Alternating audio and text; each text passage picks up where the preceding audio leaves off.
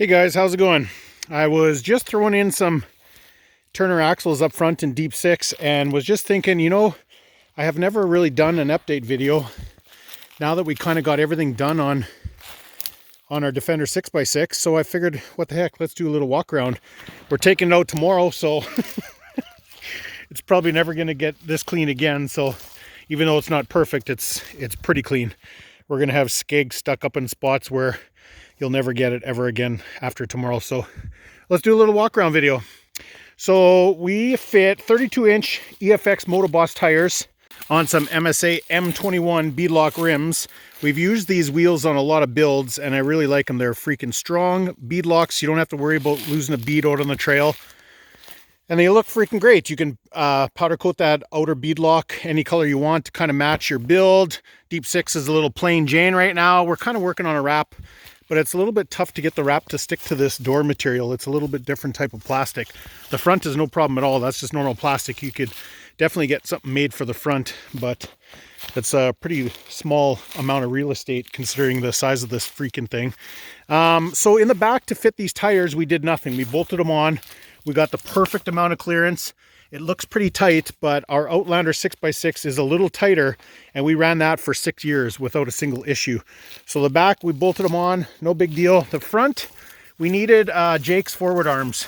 So we're running a set of his arched forward arms. It gave us way more clearance here. We're running into huge clearance issues with the stock arms.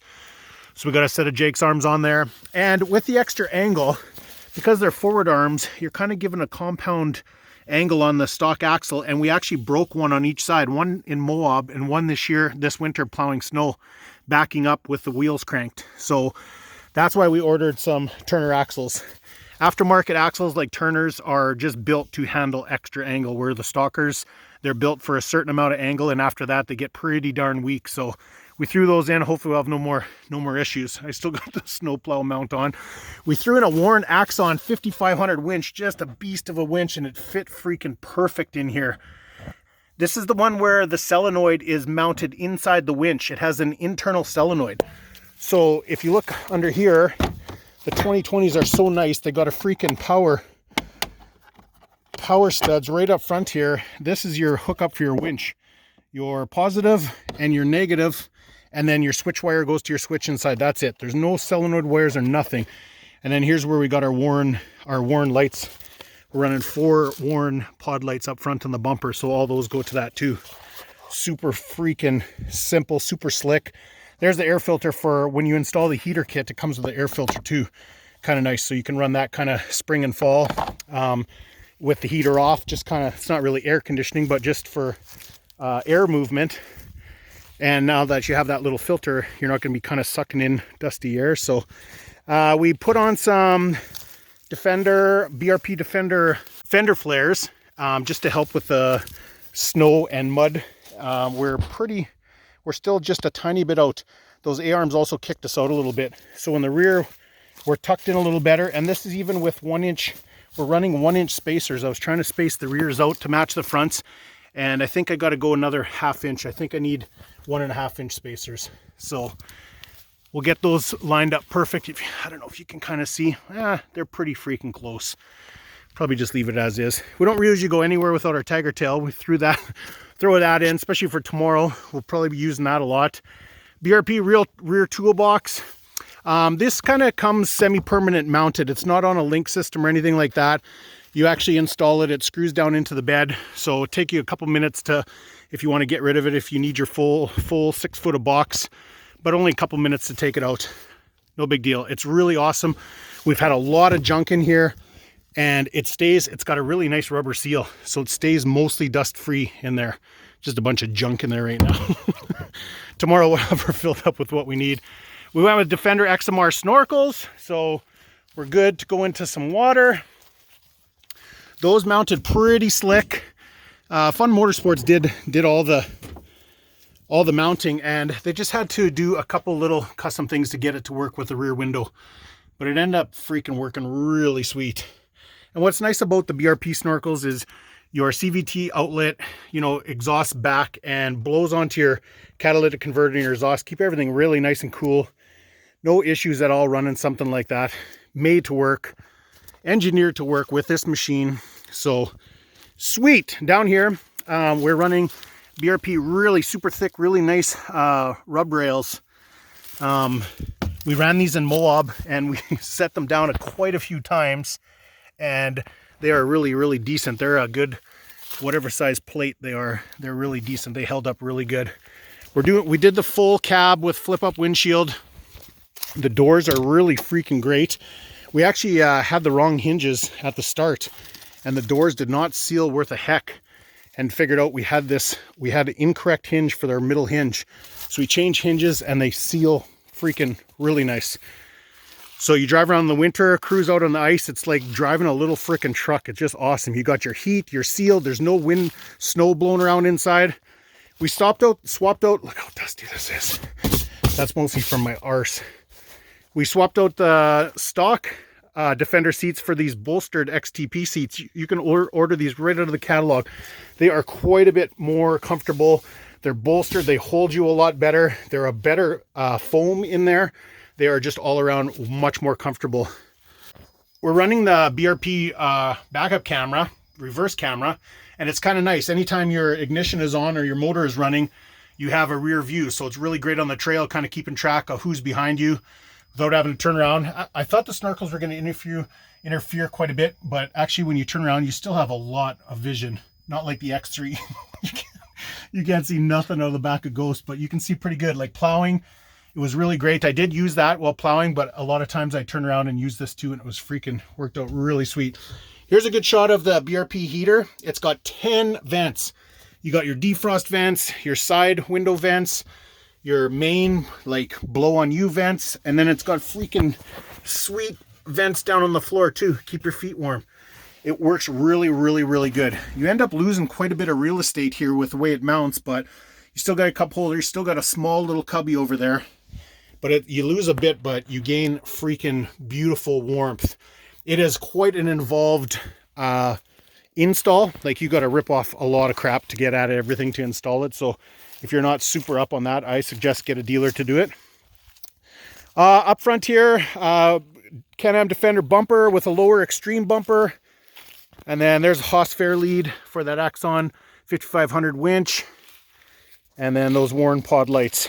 For 2020, they're still running incandescent headlights, but they're running a way different bulb. It's a way whiter, crisper light than on previous models. Previous models were a pretty orange, not that great a light output, but the new 2020s have a really decent bulb in them. I'm not sure about bulb life. Usually when you go to a brighter bulb, you get less life expectancy, but it's not like you're driving a Defender like you're driving your vehicle for hours and hours every day. So that's pretty sweet. Another kind of little upgrade they did on the 20s. The cab is much quieter. It's much better sealed. They did a really, really good job with the exhaust shielding. No heat in the cab, way less noise in the cab. It's a really, really nice freaking machine to run. And that 6x6, it rides like a big freaking comfy couch. My other 6x6 video, you guys probably seen how the back attaches. It's basically a four-wheel drive normal model Defender with this subframe bolted on the back to give you the extra axle, and then you got to run a different transaxle with an output to go to a rear diff. So you got 6-wheel drive. So the rears are always driven. So basically it's 4x6 all the time. You can't unlock the rears.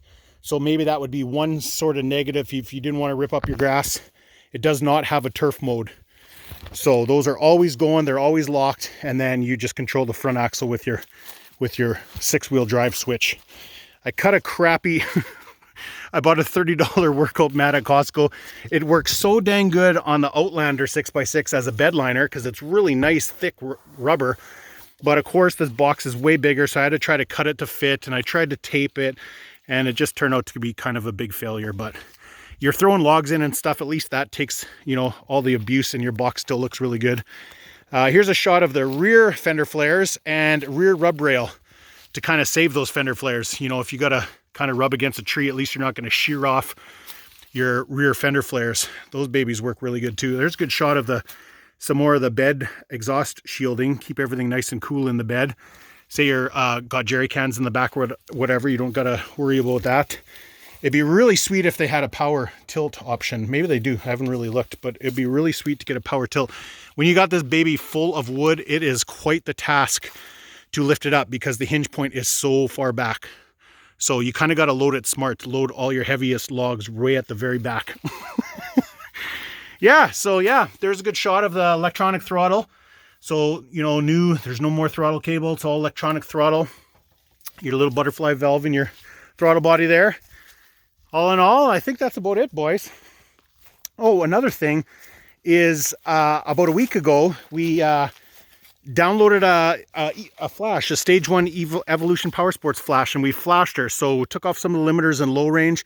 So we're super excited to get on the trail and try that tomorrow also. Should run a little cooler and should run a little stronger. So we really noticed when we put these 632-inch tires on, we really noticed a bit of a power loss from the stock. I think they come with 27s. So it freaking motored. We did like 63 miles an hour with 9 people in it. Don't ask. But anyways, yeah, it freaking flew with no cab, no anything, all that weight gone on the stock tires. It was a freaking beast, man. And we really felt it when we put these 32s on. We really need to re-clutch too. We haven't done anything with clutching, so that would really help too. A re-flash and a clutch is going to gain you back a good pile of your power that you lost going to bigger tires. So anyways, that's it for in a nutshell. Like I said, I just wanted to do kind of while it's still decently clean. She's a little dusty, but I'm telling you, after tomorrow, she's gonna be pretty decked. There's a good shot of the fuel tank. See that oil cooler up there? Pretty sweet. See that like little bit of that's from Moab still from last year. That Moab dust just gets everywhere. There's a little bit more there. It just settles in everywhere. Wash it 100 times, it's still there.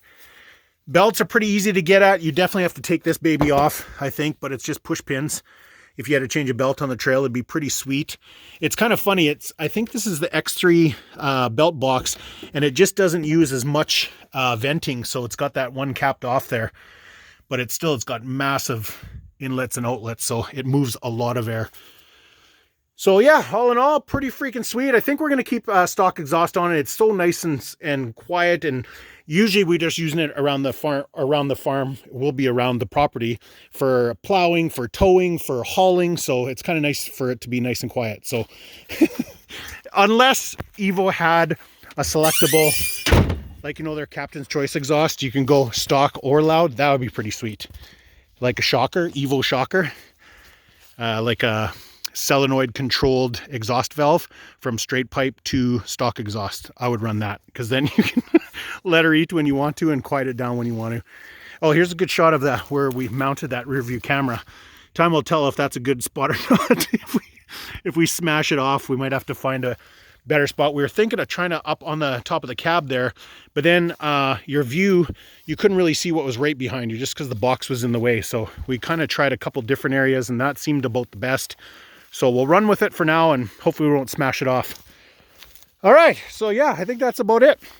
I'll throw in a few clips of us from this winter. We did a lot, like I said, a lot of plowing. I'll throw in a couple clips of us going to Moab. We took it to Moab. We had a freaking blast. It was a freaking animal there. All in all, I am freaking super happy with how everything turned out. Happy with how much of a beast it is. Happy with how great it works, how great it rides, how comfortable it is, how great the heater works, how good the cab is. All in all, everything is freaking super sweet. So anyways, let's roll a couple clips and we'll talk to you guys later. See ya. Bye. I don't know if it's possible to tell on camera, but this is on low. Like high, it is unreal amount of air output. That's why it works so dang good in the winter for keeping everything defrosted, even your side windows. So good. You could direct even more air to the side by just shutting those two middle ones off. It is a really, really decent heater.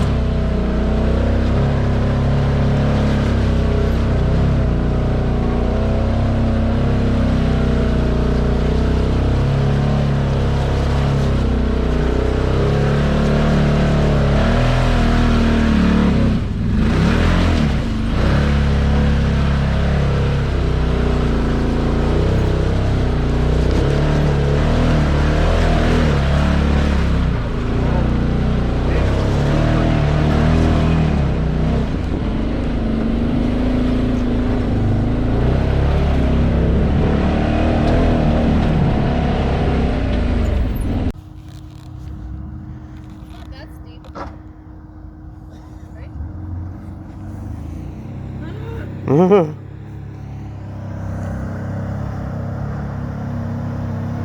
this is the escalator.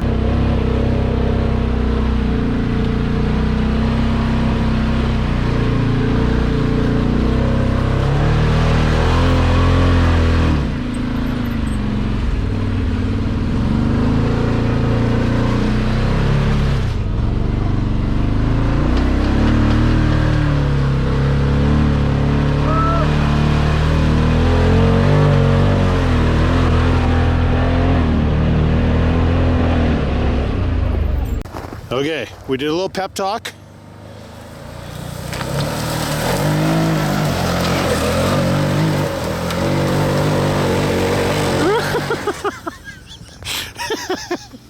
I said, you just gotta hold it to the floor and just keep holding it.